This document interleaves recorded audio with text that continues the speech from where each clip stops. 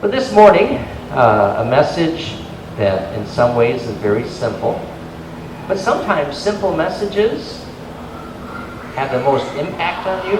They change your life more.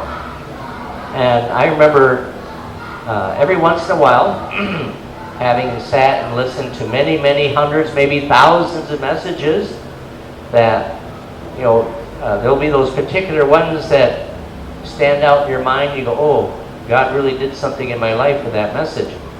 And I remember a man called Dr. Monty Watts. He was an evangelist in the United States. And he would come every year to our church. You remember him. And so he preached a message one time, very simple title. And it was, Can God or God Can? And it was taken from the Psalms.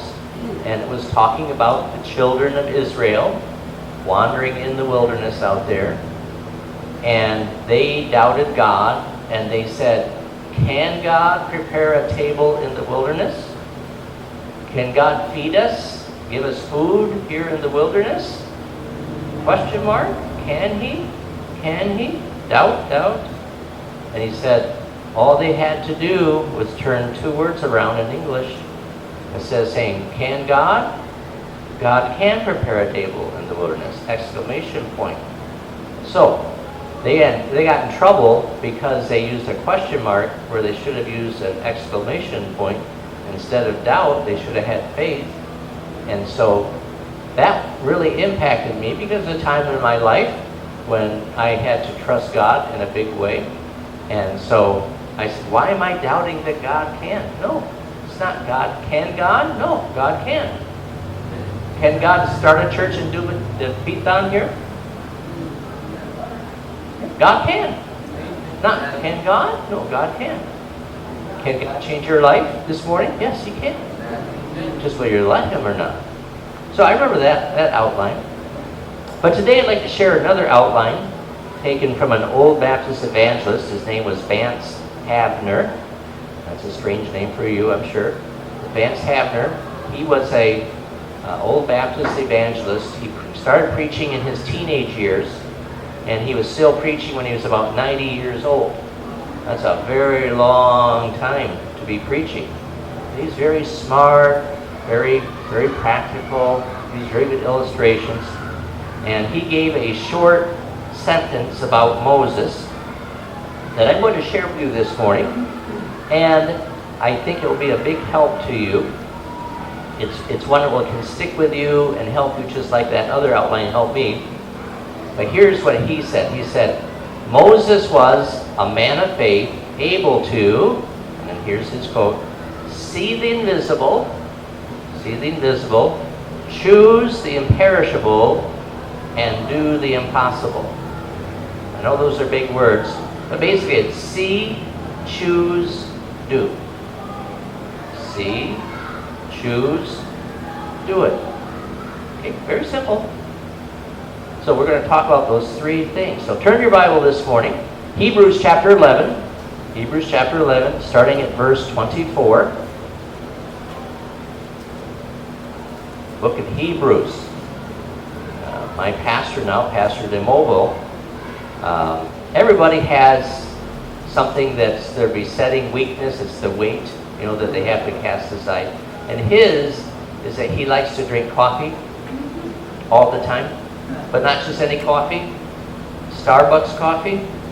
And he says this book of the Bible is his favorite because it says he brews. So God brews coffee. So brewing coffee, kasabot, to put water through coffees and makes coffee underneath. That's called brewing. So God brews, He brews. So he says that's his favorite book. I say, Dilly. No. You are twisting the Word of God there. Because we all know God likes Nescafe more than He likes Star. Right? Mm-hmm. Yeah. Because it costs Starbucks is way too expensive. $2.50 a cup? Woo! Forget it. $8 for a sachet, right? And it tastes good, 3-in-1. How many like Nescafe coffee? You like Nescafe? Okay. I'm preaching to the right people here this morning. That's why you're so intelligent, because you drink Nescafe. All right. Hebrews chapter 11, verse 24. Why don't we stand while I read the Bible this morning? Let's stand together, and then we'll pray, and then you can sit down, and then I will talk about these three words: see, choose, and do. Okay, starting here in verse 24.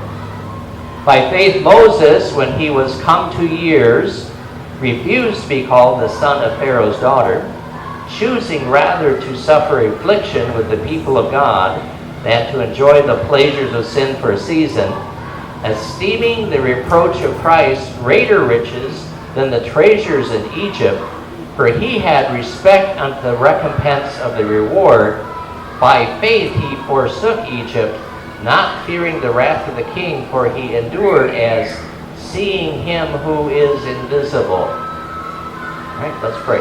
Heavenly Father, help us to learn the truths of these verses this morning. These three important words that could change our life if we would commit them to our memory, and as we go through our life, would think about them again and again. We ask in Jesus' name, amen. You may be seated. Thank you. All right. See, choose, and do. So the first thing I want to point out here is that Moses saw the invisible. Okay, look down at verse 27. It says here, as seeing him who is invisible. Kasamo, invisible? Invisible means you cannot see it. Right, air. Is air visible? Is there air in this room? Prove it. Sir, if there's no air in this room, we would die. And Jesus said, the Holy Spirit is like wind. Because wind, can you see it? Have you ever seen, even when a typhoon comes, can you see the wind? No. What do you see? What the wind does. You see the effects of the wind, but you don't see the wind. So, is wind real? Oh yes, it blew the roof off my house. I know it's real. Very powerful. Yes, powerful wind. Yeah, but you can't see it. Now, you're going to laugh at this. But you know, somebody told me one time that there are things called radio waves and electronic waves, and you can take a glass brick and you can actually talk to somebody a long ways away. That's funny, isn't it? How many of you have ever seen a radio wave? See? Not true. No such thing. Oh, excuse me. I got a call coming in. Sorry, I'm busy preaching right now. Oh, no. Glass brick. Joke on our cell phones. Right? How can I talk to somebody halfway across Dumaguete, United States of America? How can I do that? There's no wire connected, right? But does anybody doubt radio waves are real? No, sir. Why? I use them all the time. But you don't see them, right? But are they real? There's a lot of things that are real, but you can't see. But they're not visible. They're invisible. Okay. Invisible. Now, Moses was one of the most privileged persons in the world at his time. He was in the palace of the Egyptian Pharaoh. That's the uber king. I mean, he's a super king. Nobody elected him there. He was just the king, chosen by the gods. In fact, he was a god as far as the people were concerned. His words were law. Okay? Gillette lives.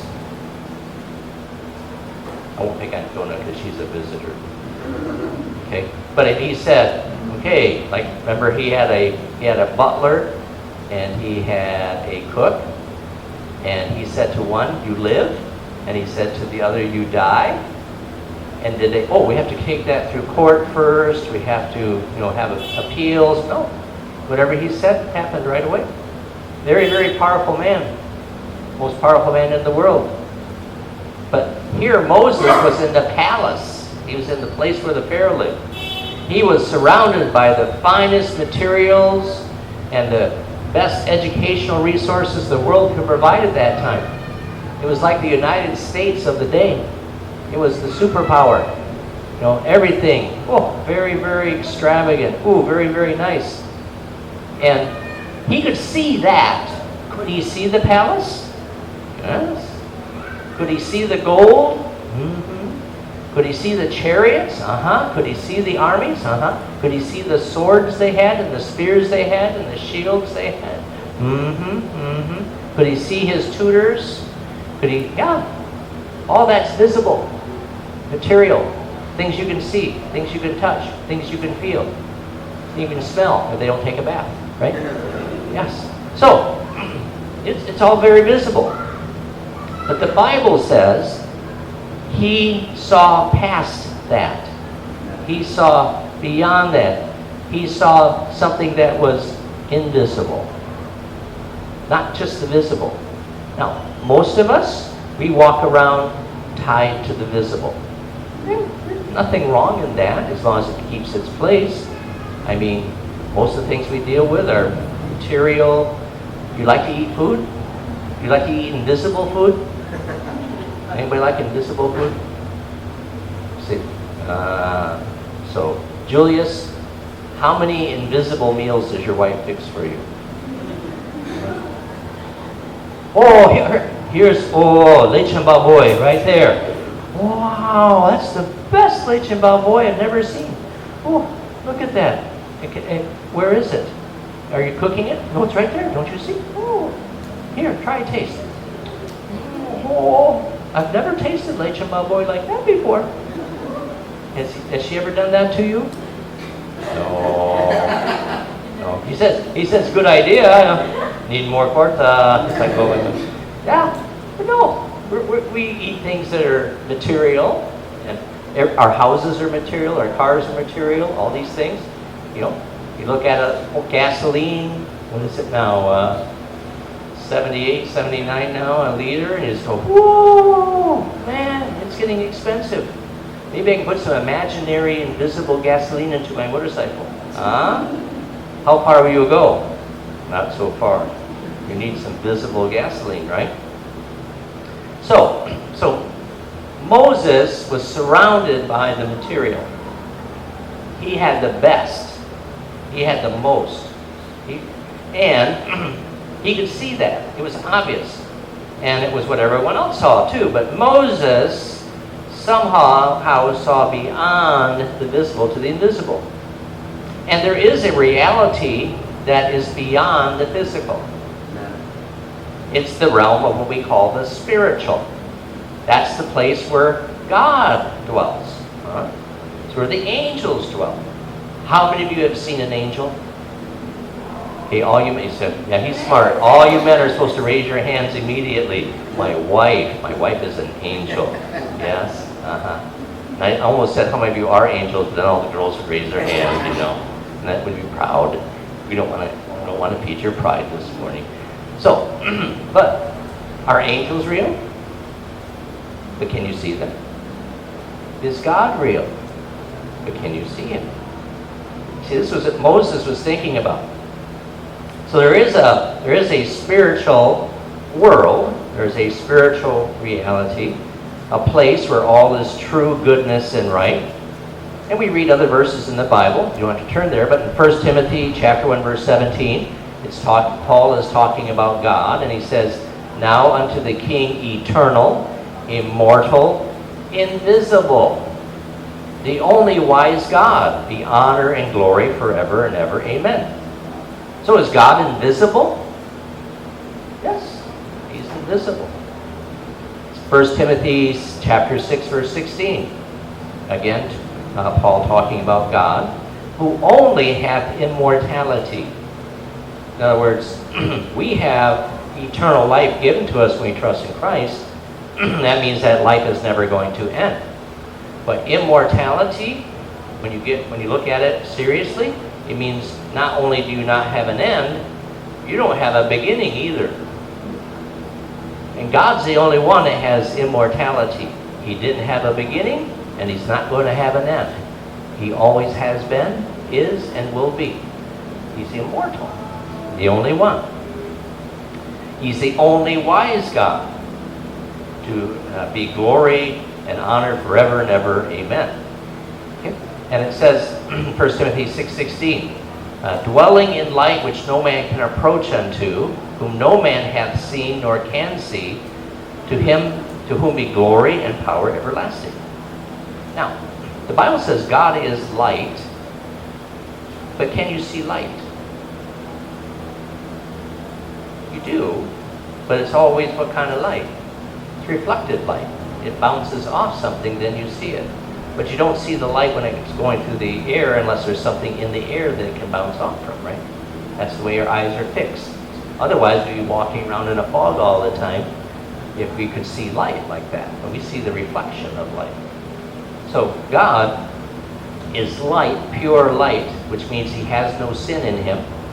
And so he is different than us. God is a spirit, and he's invisible. Isaiah 57:15. For thus saith the high and lofty one that inhabiteth eternity, whose name is holy, I dwell in the high and holy place, with him also that is of a contrite and humble spirit, to revive the spirit of the humble, and to revive the heart of the contrite one. So God inhabits eternity. So God is different than us. And God is more important than us. Even though what? I cannot see him. Now, perhaps it was the influence of Moses' mother that told Moses about the God of Abraham, Isaac, and Jacob. Perhaps it was the influence of her prayers as her son was snatched from her arms and she was allowed to nurse him. But she kept him just a short while, and finally he was taken away from her and raised as one of Pharaoh's children. And so she only had a small time, so maybe something she planted into him. But all of you here today, at one point, you had your eyes turned toward the invisible. The grace and love of the Lord Jesus Christ is not visible to our physical eye, but it is visible to our soul's eye. 1 Peter 1:8 says, whom, talking about the Lord Jesus Christ, having not seen, ye love, in whom though now ye see him not, yet believing ye rejoice with joy unspeakable and full of glory. Now, how many people here have ever seen Jesus face to face? Oh, wow. Nobody? Even Pastor Mike has not? Oh. Maybe me. I'm old enough, they say. I'm old enough that maybe I was around when Jesus was here on earth, but I'm not that old. Mom, are you old enough? Do you see Jesus? No, she says, no, I'm young. Yes, you are. So everyone here, we've been born after Jesus was here on earth. Now, did Peter get to see Jesus? Yes. Get to talk to Jesus? Know Jesus was real? But everyone he was talking to in that church had never seen Jesus. And he says, even though you've never seen him with your eyes, he's real to you. And we do what? We talk to Jesus. We ask him into our hearts. We listen to his word. He speaks to us. And do we love him? Yes. We're not loving an idea. We're not loving something imaginary. We're loving a person. Someone who's real. And that's how we have to act. He's real, even though he's invisible. Have you ever looked up at the sky at night when it's dark and the stars are out? I don't know about here in Dapitan how much sky glow you have, but if you get out to where there's no city lights and you look up, you ever gone, wow, look at all those stars? And that thing that looks like fog, but it isn't. It's just the millions of stars that are so small you can't see them individually, but they each have a little bit of glow. So that's called the Milky Way, and you look at that, and you just sit there and go, that is so big, and I am so tiny. Wow. And you ever sit there and just go, wow. You ever see a really beautiful sunset where the purple and the reds and the yellows, and you just sit there and go, wow, God's a good artist. I can't draw a painting like that, and you take a picture with your phone, you look at it and go, not the same, not the same. Pastor Mike and his wife have been to the Grand Canyon in the United States. And everybody I talk to that has seen it, they say this: I've seen pictures of it, I took pictures of it, but none of those pictures do justice. When you stand there and you look at it, you go, wow, that's a big hole in the ground. But man, all the colors and shades and everything. And you can take pictures, but when you look at it, you go, what afterwards? You go, not the same. There's so much more there that I saw with my eye that you can't see in the photograph. Now, I am reminded of Elijah when Elisha was praying. Reminded of Elisha's servant when Elisha was surrounded by the Syrian army. And you might remember the story. Elisha was telling the king of Israel every time the king of Syria was laying a trap for him, was going to catch him. And so he'd go to the king and say, don't go to this place, they're laying a trap for you. Oh, okay. And he'd send spies out, and sure enough, there was a trap there, but he missed it. And it didn't happen, it says once or twice, many times. Finally, the king of Syria says, okay, which one of you is the spy? You're the spy, aren't you? Oh, no, not me, not me. It was Gillette. Gillette, were you the spy? Oh, no, not me, sir, not me. I would never disobey you. And then finally, someone who was really smart said, I know who it is. It's Elisha. He's a prophet of God, and he knows what's going on in your bedroom at night when you're talking. Oh, that's scary. He says, we have to go get him. He's ruining all my plans. So he sends an army. And the village that Elisha lived in, guess what? No walls. It was just an open village. So imagine getting up in the morning. He looks out there, and he's looking around. 360 degrees all around, nothing but soldiers.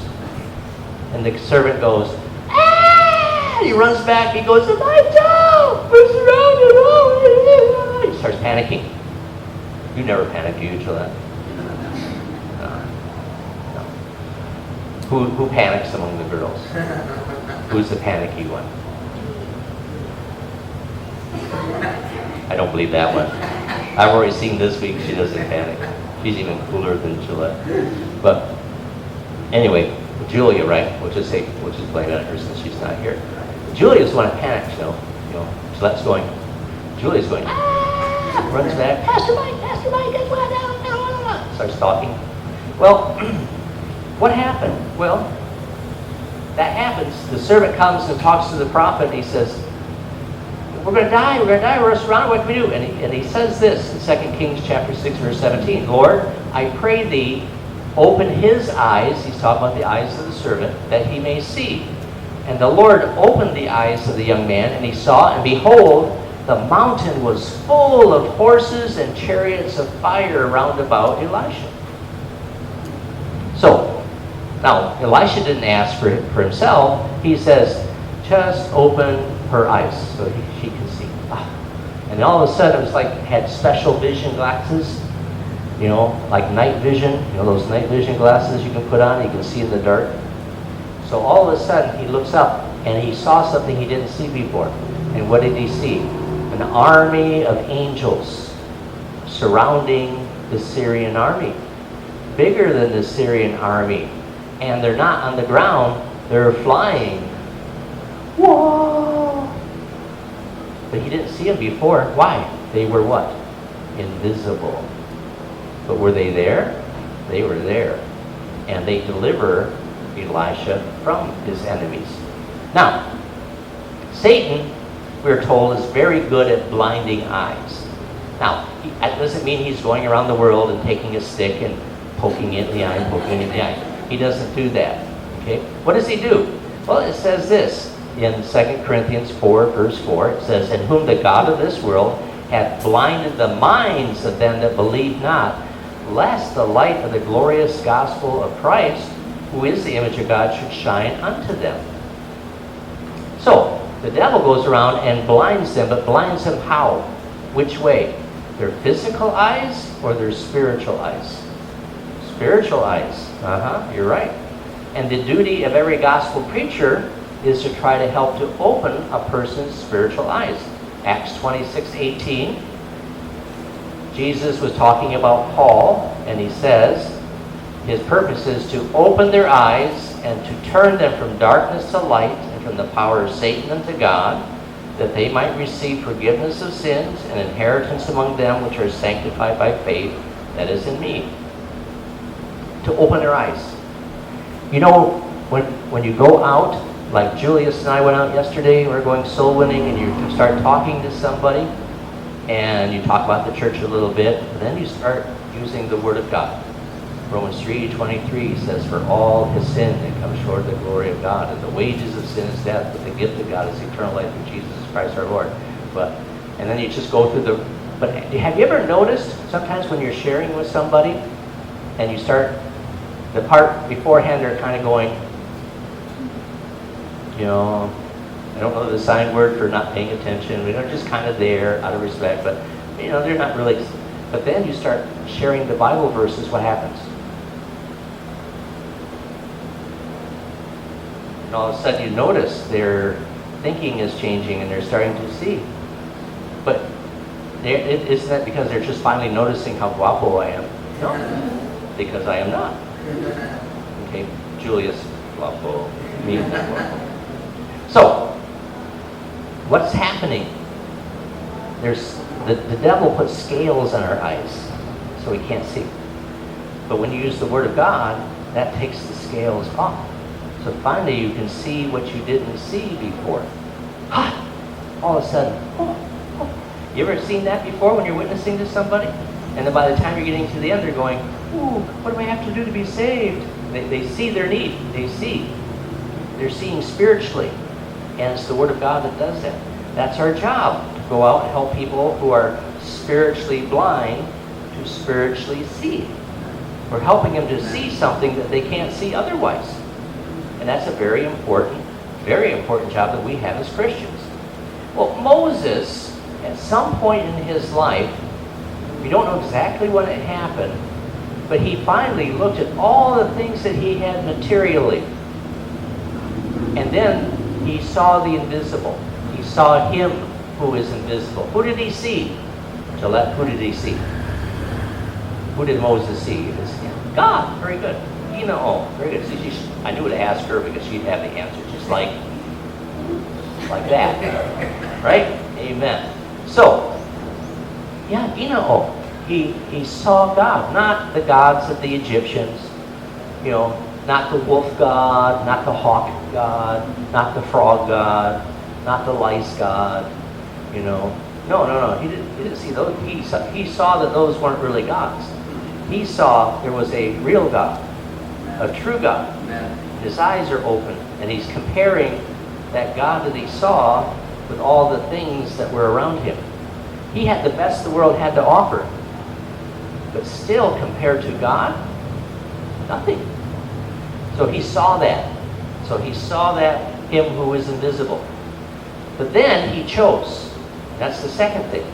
Look again, back if you have your Bible still open, Hebrews chapter 11, verse 24. By faith Moses, when he was come to years, refused to be called the son of Pharaoh's daughter, choosing rather to suffer affliction with the people of God than to enjoy the pleasures of sin for a season, esteeming the reproach of Christ greater riches than the treasures in Egypt, for he had respect unto the recompense of the reward. Now, this is important, because just because you see doesn't mean you choose. Moses chose the people of God over the people of the world. You can see and not act, but Moses is in the chapter of faith for a reason. Chapter 11 of Hebrews is called the chapter of faith, because by faith such and so did, by faith such and so did, by faith such and so. It's the chapter of faith. All these people in the Old Testament, they chose. They acted by faith. They did something. So they chose. Now, Moses chose God over Pharaoh. He chose the people of God over the people of this world. He chose God over sin. He chose to suffer.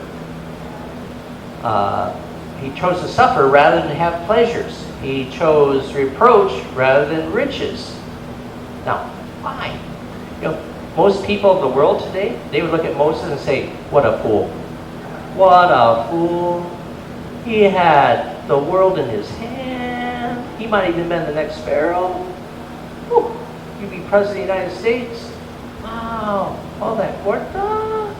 Oh, you get your own airplane to fly around the world in. All the people stand up when you walk in the room. Oh, you say something, you got a big army that can do whatever you tell it to do. Oh, wow. Eat the best food every meal. Have the best clothes. Best doctors. Oh, everything the best. And you gave that up for being a slave? You're crazy. That's what the world would say. Moses, you're crazy. Moses wasn't crazy though. He wasn't crazy. Why? Because what the devil and the flesh offers you, this is only for a season. Right. Kasabot, temporary. We get the word temporal. Temporary means not for long. Temporary. If you get a temporary phone number, okay, only lasts for a while until you get a permanent. So you get permanent and temporary. If I give you something, say it's temporary, it means it lasts for a little while. It's not long lasting. Now, when the devil offers you something, how long does it last? Sometimes very short time. Right. One night pleasure. Okay. Sometimes a year.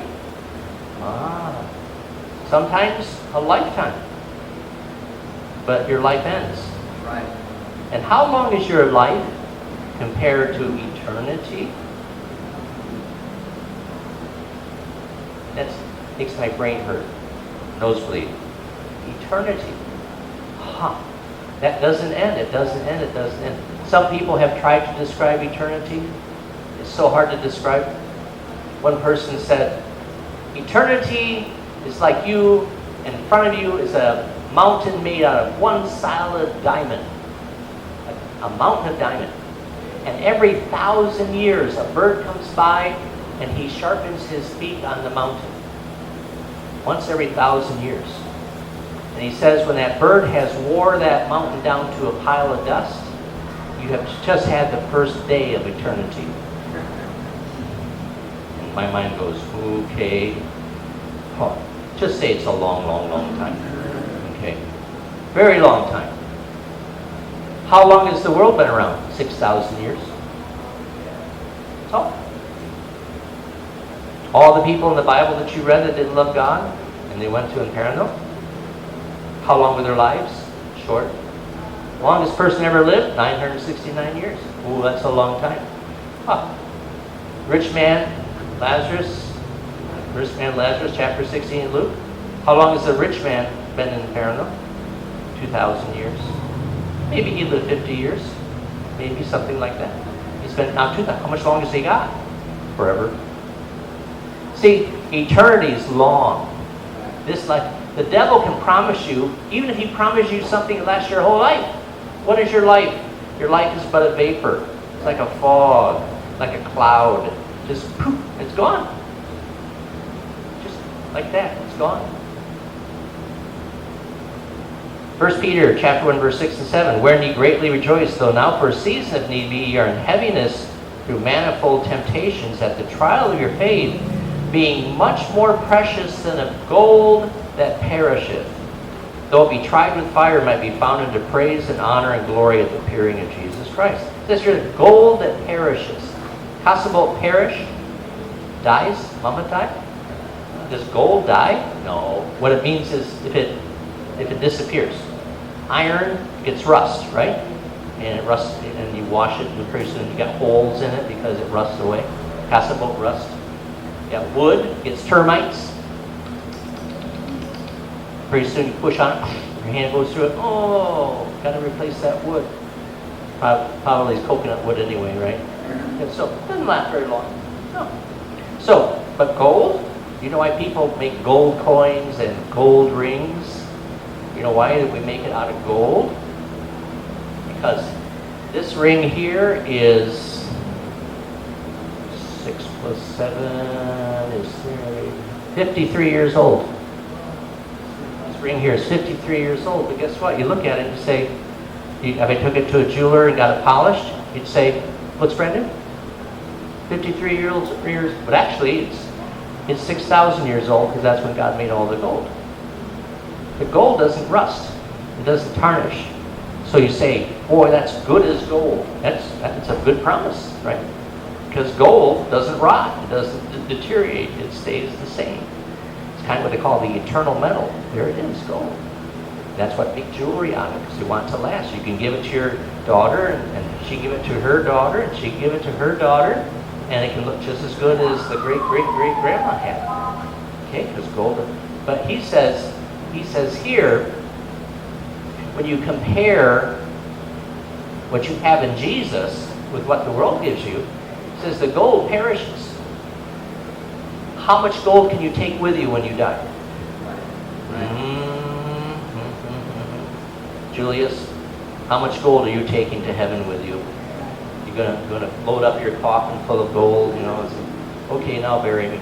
We used to joke, there's no U-Hauls going on their way to the cemetery. Possible at U-Haul? U-Haul is a truck that you put all your stuff in and you move from one house to another house.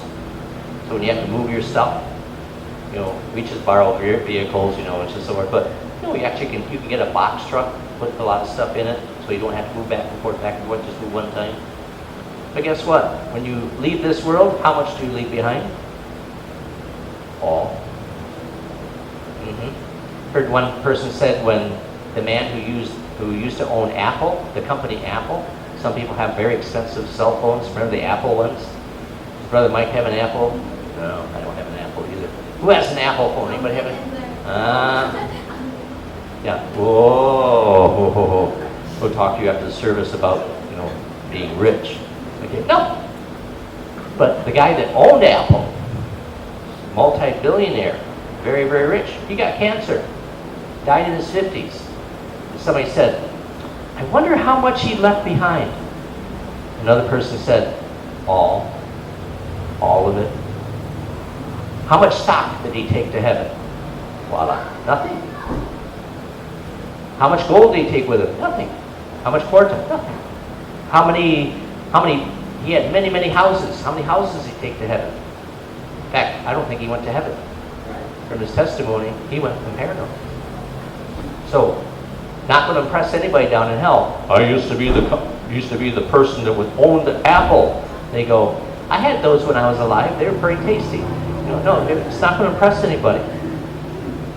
Okay? So, a season of suffering for an eternity of joy, or a season of pleasure for an eternity of pain. What decision do you want to make? Moses saw clearly the contrast and made a wise choice.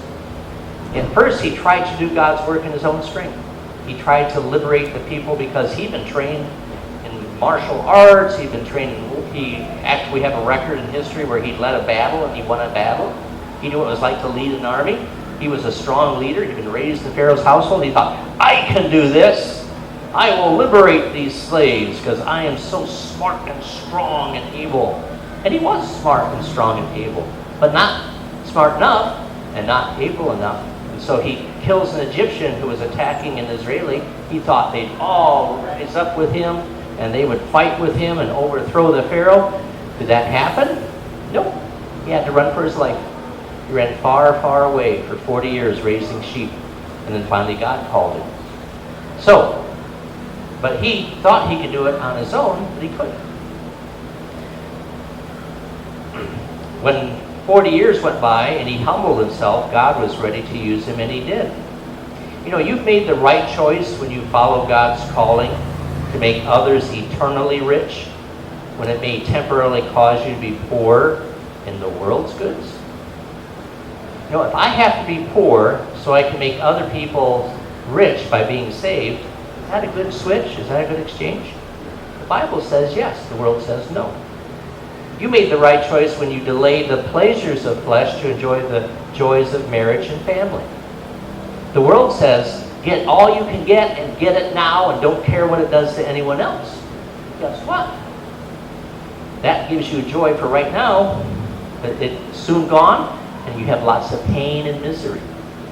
But you take someone like these two, who do it the right way, and date the right way, and when they get married, they have a solid marriage based upon the Word of God. Their marriage is going to last and last and last and last until either the rapture happens or one of them has to lay the other to rest. Huh. So which one do you want to choose? You want quick, fast, give me a tweet, come on, oh, that was so good. Oh, but then you have to pay a big price for the rest of your life? Not good, not good. So you can make the right choice. Now, much of life comes down to making a choice. And what a wise choice when you trust in Jesus as your personal Savior. You made a wise choice when you decided to hand your life over to the will of God. Now, you need to continue to make right choices, choices that are based on seeing the invisible. Romans chapter 8, verse 18 says, "For I reckon that the sufferings of this present time are not worthy to be compared with the glory which shall be revealed in us." So, Paul said this, yeah, I suffer now some. Sometimes I get beaten because of my testimony. Sometimes I'm in jail. Sometimes other things happen. But compared to heaven, that's going to last forever, being in the presence of God, nothing. Nothing. Tiny compared. So that is seeing the invisible. And that's choosing God rather than the world. So, Moses saw the invisible, right? And then he chose God. But then beyond that, he did. Moses did the impossible. Now, we're just going to briefly think through. What did Moses' choices take him? What did he end up doing? Well, the burning bush. Boy, that was exciting, right? Oh, I'm going to turn aside and look at this. Here's a bush that's on fire, but it's not being consumed. There's no smoke. The presence of God was in that bush. Take your shoes off, take your sandals off, because you are on holy ground. He got to meet God. God led him. He went back to Egypt. The 10 plagues. Oh, you ever read the 10 plagues and you go, that Pharaoh, he was really stubborn. Woo! If I just had one of those plagues, I'd say, you can do whatever you want. But no, Pharaoh, for 200 years, Pharaoh had made slaves of all those Israelis. He had killed a lot of boy children when they were born, threw into the crocodiles in the Nile River. And guess what? God says, I'm going to get you, and I'm not going to let you until you fully pay for what you've done. 10 plagues. And Moses got to see all those. The crossing of the Red Sea. Wow. We talked about, I think it was, which day was it? The Wednesday night, you're talking about the crossing of the Red Sea. And the Bible says it was a wall of water on one side and a wall of water on the other. And if we think where it went, the Gulf of Aqaba there's one place where you can go, we can go down and walk back out. But it's over 300 meters deep. Can you imagine a 300 meter high wall on that side and a 300 meter high wall on that side? And you're looking in there and you're seeing all the fish going, all the fishies swimming by, and you're walking on dry ground. I'd say, hurry, fast. If we spring a leak, we're in trouble here. But it was God that was holding it back, right? He got to see all that. And as soon as they reached the other side, God lifted the curtain of fire that was in front of it, and the Pharaoh says, go get him! Okay, do what the Pharaoh says. He said, is this a good idea? I don't know if this is a good idea or not. And that big army goes down there into the Red Sea.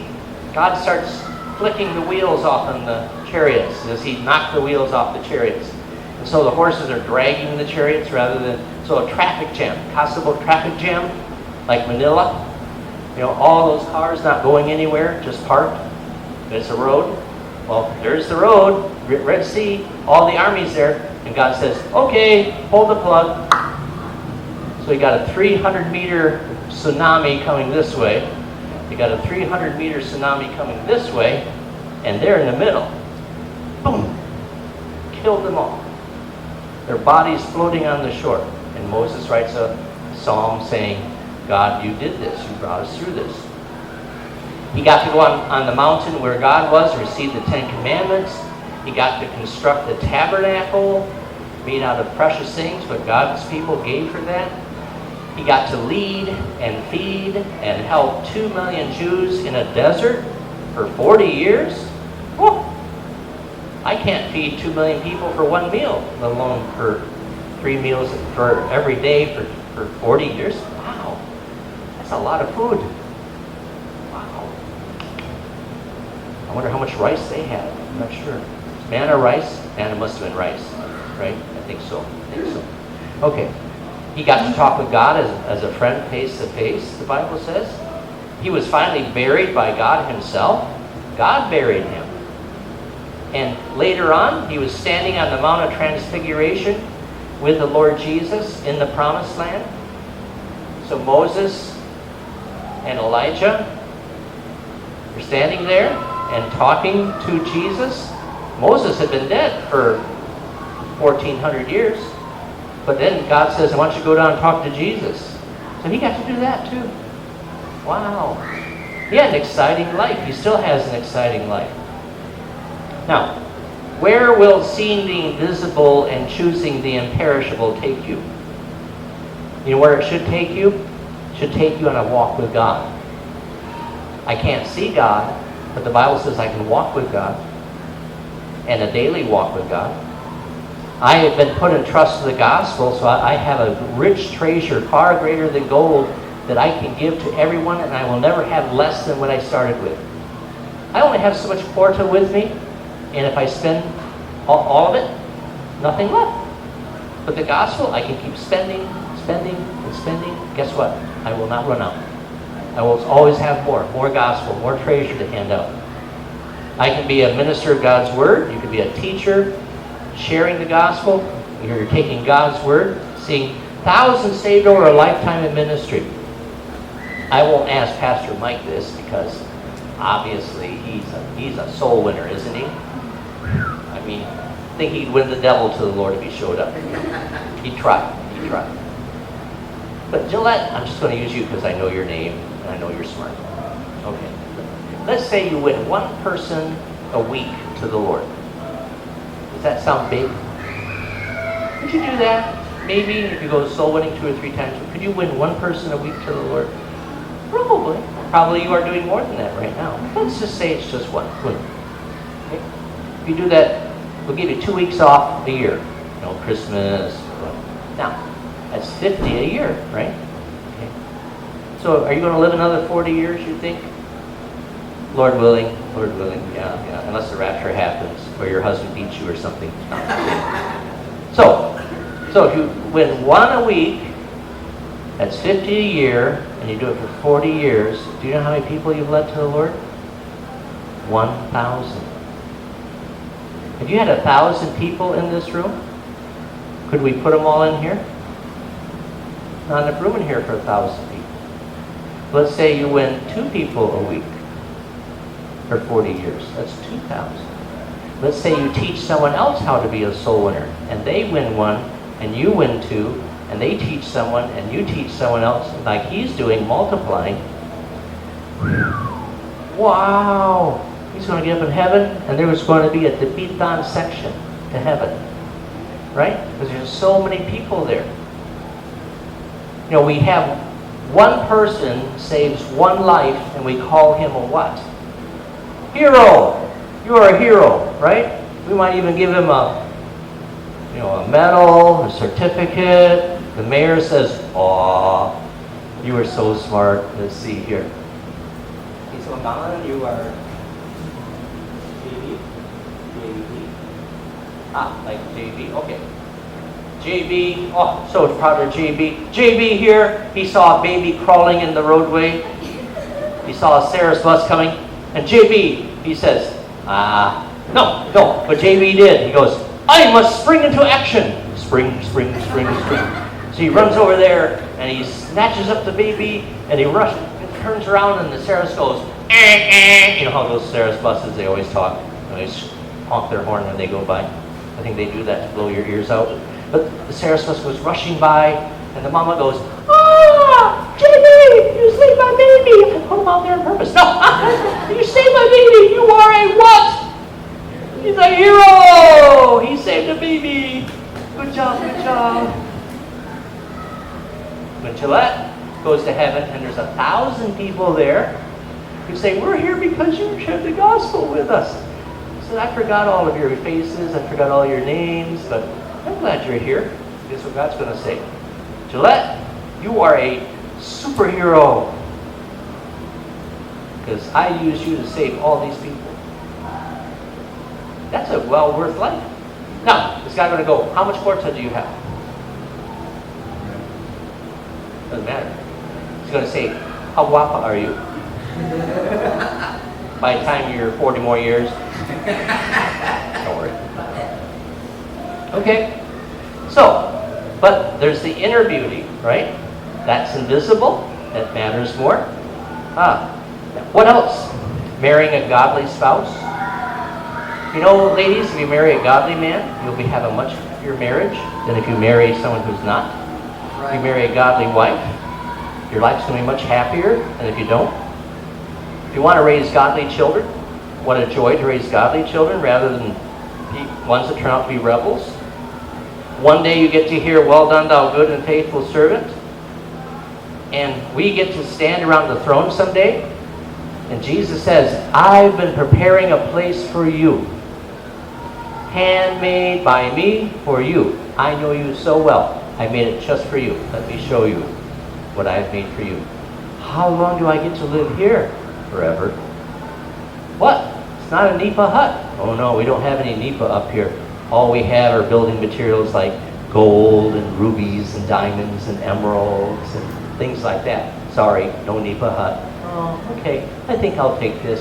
This is good. No, it's going to be a lot better, right? And how much did it cost you? Voila. Jesus paid it all for you. But seeing him who is invisible. Now, just to rehearse there, Moses was a man of faith. He was able to see the invisible. He chose the imperishable. And he did the impossible. So, what did he do? He made the right choice. He kept on the right path. See, choose, do. That's what you need to do. Every day you get up, you know what you need to do? You need to look up. And you're not staring at the ceiling, or if you have a ceiling fan, or you watch the gecko crossing across the ceiling. It's not why you're looking up. JB, why are you looking up at the ceiling? Because you don't want to go back to sleep? Is that why you're looking up at the ceiling? No, he'd go back to sleep. Does JB sleep with his eyes open? Maybe, maybe.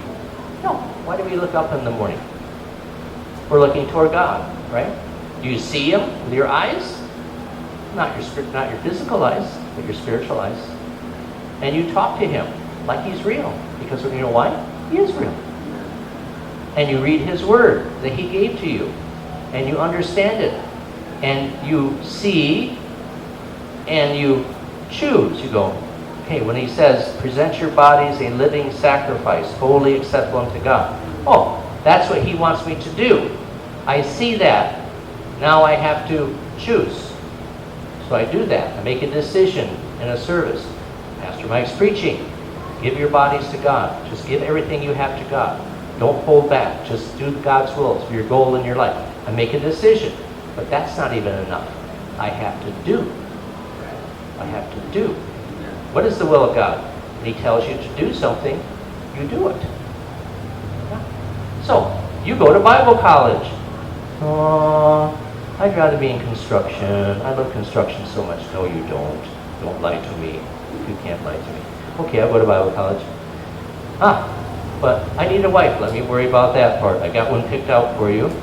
She's really better than you deserve, but I'm generous. Okay? And so, he had to keep making decisions and to do them. He had to pass his classes. He had to go to work to earn the tuition to pay for his college. And then he had to look around for a wife. And he looked and looked and looked and looked. No, not good enough. Mom Ruth, yeah, that's the one right there. I'm sure you're good enough. But found her, or God brought them together. and they did the right things there. They got married. Then they headed off toward India.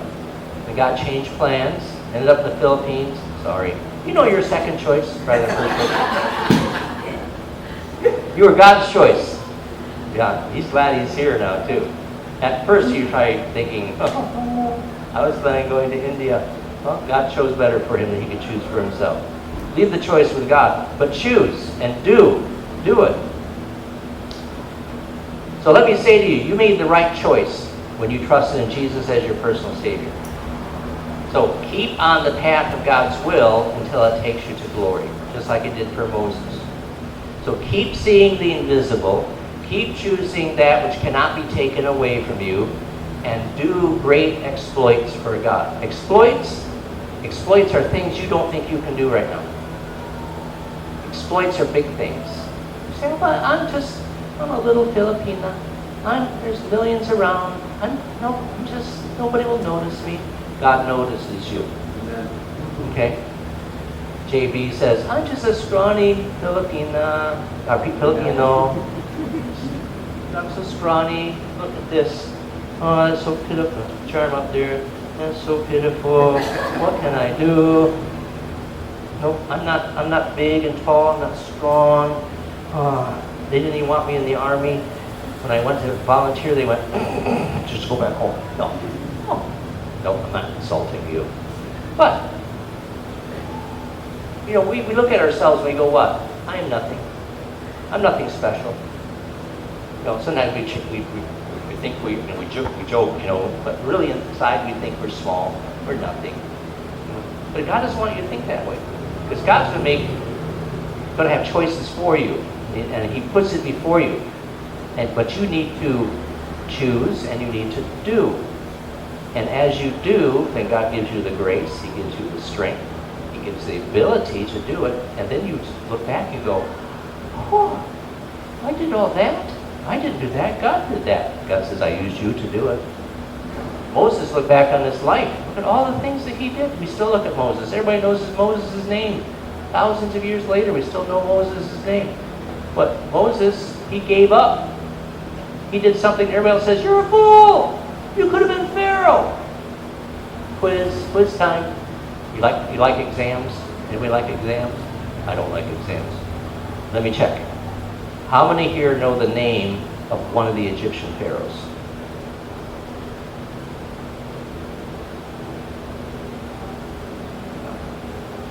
We talked about lying last hour.